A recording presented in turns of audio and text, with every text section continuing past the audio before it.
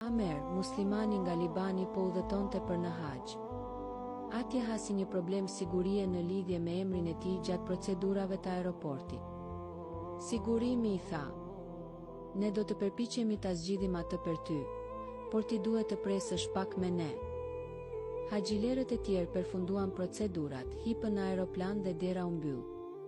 Pak minuta më vonë, problemi i Amer u zgjidh, por piloti refuzoi t'ia hapte derën dhe avioni u nis.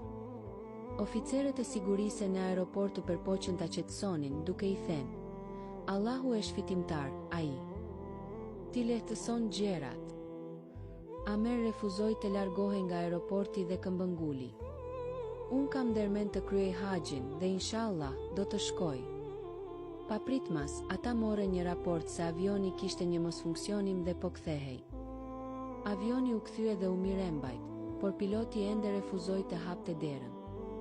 Oficeri i sigurisë i tha: "Kështu ka qenë e shkruar, nuk të është caktuar ta bësh këtë haxh." Amer u përgjigj me siguri: "Unë kam ndërmend të bëj haxhin dhe inshallah do të shkoj." Avioni filloi të lëvizte përsëri dhe pas një kohe erdhi një raport se kishte një defekt tjetër, kështu që u kthye për herë të dytë.